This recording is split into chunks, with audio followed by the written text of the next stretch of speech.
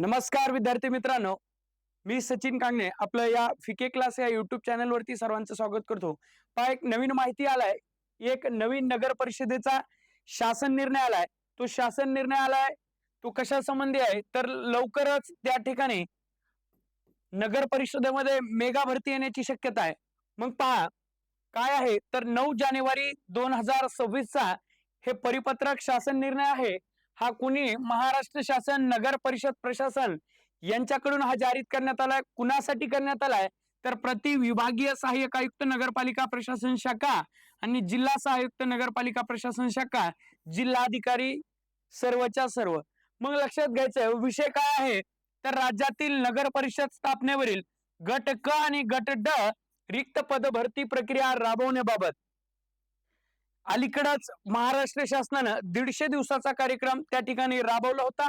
आणि या 150 दिवसाच्या कार्यक्रमामध्ये शासनाने काय केलं होतं तर सदर कार्यक्रमामध्ये सरळ सेवा पद भरती हा कार्यक्रम देखील राबवण्यात आला होता। आणि या कार्यक्रमान्वये महाराष्ट्र राज्यामध्ये नव्यानं 75,000 पदांची मेगा भरती करण्याचा मानस महाराष्ट्र शासनाचा होता।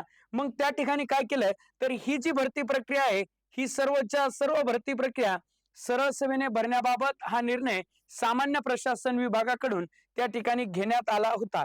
यानुसार जे गट क आणि गट ड या कोट्यातील सरळ सेवेने भरल्या जाणारी पद असतील या पदांच्या बाबतीत जिल्हाधिकारी यांच्या मार्फत जिल्हा निवड समिती गठीत करण्यात आलेली आहे। मग यामध्ये जर आपण पाहिलं तर हा जो शासन निर्णय आला हा शासन निर्णय काय सांगतोय तर गट ड आणि गट क मधील ज्या पदभरती आहे या पदभरतीबाबत त्यांनी हे परिपत्रक त्या ठिकाणी नगरपालिकेच्या सर्व आयुक्त आणि जिल्हाधिकारी यांना हे पाठवण्यात आलेलं आहे। मग त्याच्यामध्ये काय म्हणतात तर लक्षात घ्या, महत्वाचा मुद्दा या ठिकाणी आहे गट ड आणि गट क वर्गातील कोट्यातील पदे सरळ सेवेने भरण्यासाठी शासनाने स्पर्धा परीक्षा प्रक्रिया टीसीएस आणि आयबीपीएस या इन्स्टिट्यूट मार्फत त्या ठिकाणी कंपन्यांची निवड केलेली आहे। मग त्या ठिकाणी टीसीएस आणि आयबीपीएस याची निवड करण्यात आलेली आहे। या अगोदर सर्वच्या सर्व भरती प्रक्रिया ही टीसीएस आणि आयबीपीएस या दोन कंपन्यांमार्फत घेण्यात आली। मग आता आपण पाहिलं अलीकडच्या काळामध्ये जर 2025 म्हणजे 31 डिसेंबर 2025 पर्यंत टीसीएस आणि आयबीपीएस या कंपन्यांबरोबर करार करण्यात आला होता।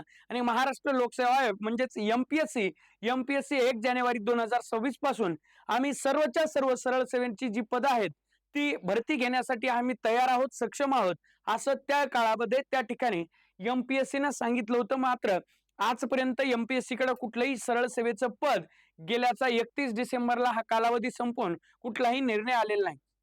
मग हा कालचा 9 जानेवारी 2026 चा नियम याच्यानुसार त्यांनी काय केलंय मग आता ही भरती प्रक्रिया कोण घेणार आहे तर ही भरती प्रक्रिया जी नगरपालिकेची भरती प्रक्रिया आहे ती टीसीएस आणि आयबीपीएस यांच्या मार्फतच होण्याची शक्यता आहे।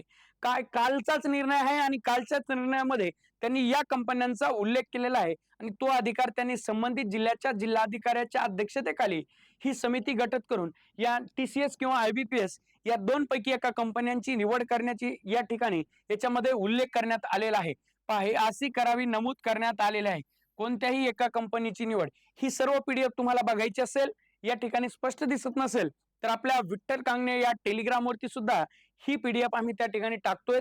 लक्षात घ्या, याच्यामध्ये गट क आणि गट ड चे जे विविध संवर्गातील जे पद आहेत विविध पद आहेत आपण पाहिलं असेल नगरपालिकेमध्ये ज्या माध्यमात आरोग्य भरती जी प्रकारे होत असते, ज्या प्रकारे जिल्हा परिषद होत असते, मग आपण पाहिलं आरोग्य विभागामध्ये वेगवेगळे पद आहेत, परिचारिका असेल, त्याच्यानंतर आरोग्य सेवक असेल, जिल्हा परिषदेमध्ये गेलो ग्रामसेवक असेल, आरोग्य सेवक असेल, त्याच्यानंतर ड्रायव्हर म्हणजेच वाहन चालक असेल, तांत्रिक पद असतील, त्याच्या अशी विविध पद त्या ठिकाणी आहेत, शिपाई पद असेल, अशी वेगवेगळी पद आहेत। त्याच प्रकारे त्या धर्तीवरती नगरपालिकेमध्ये जर आपण पाहिलं तर नगरपालिकेमध्ये एक बांधकाम विभाग असतो, त्याच्यानंतर बांधकाम विभाग म्हणल्याच्या नंतर आपले जे पद आहेत बांधकाम म्हणजे अभियांत्रिकीची जे पद आहेत तीच्या पण जागा त्याच्यामध्ये येणार आहेत।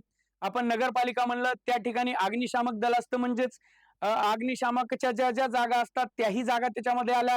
नगरपालिका म्हणलं की आरोग्य विभागाला मग आरोग्य विभागातील सर्व जागा आल्या। अशा सर्वच्या सर्व जागा ह्या गट क आणि गट ड मधल्या त्या ठिकाणी सरळ सेवेने भरती प्रक्रिया राबवण्याचा त्याबाबतचा हा निर्णय आहे। यामध्ये काय दिले पहा, सरळ सेवा भरतीबाबत रूपरेषा वेळापत्रक ठरवून देण्यात आली आहे. याबाबत संचालनालय स्तरावर त्या ठिकाणी प्रणालीने वारंवार आढावा घेऊन भरती प्रक्रिया राबवण्याबाबत सूचना मार्गदर्शन त्या ठिकाणी करण्यात आले. परंतु कार्यालयाकडून सरळ सेवा पदभरती प्रक्रिया राबवण्याबाबत शासनाकडून निवडण्यात आलेल्या कंपनीशी सामंजस्य करार करण्यात आलेला नाही व जाहिराती प्रसिद्ध करण्यात आलेले नाही असे संचालनात निदर्शनास आले. म्हणजे जी भरती प्रक्रिया राबवण्याची क्रिया आहे त्या या कंपन्यांसोबत कुठलाही करार आजपर्यंत नगरपालिका भरतीबाबत झालेला नाही. त्यानंतर दुसरी गोष्ट काय सांगितली तर जाहिरातीबाबत त्यांनी अजून काही प्रसिद्ध केलेलं नाही कुणी नगरपालिका विभागाने. मग लक्षात घ्यायचं, मग ही जी मीटिंग आहे ही जी या ठिकाणी लक्षात घ्यायचंय, गट क आणि गट ड मधली जी पद आहेत ही त्या ठिकाणी आरक्षण कक्ष निश्चित करण्यात संबंधित कार्यवाही करणे अपेक्षित आहे. म्हणजेच त्या ठिकाणी आरक्षण म्हणजेच आपण जर पाहिलं तर सामाजिक आणि समांतर आरक्षण त्यामध्ये आकृतीबंध तयार करणे ही पूर्ण कार्यवाही त्या ठिकाणी करायची आहे आणि ह्या दोन्हीपैकी एका कंपनीची निवड करावी या समावेत. त्यानंतर करार करावा, परंतु अनुपालन अहवाल संचालनास अद्याप प्राप्त झालेला नाही.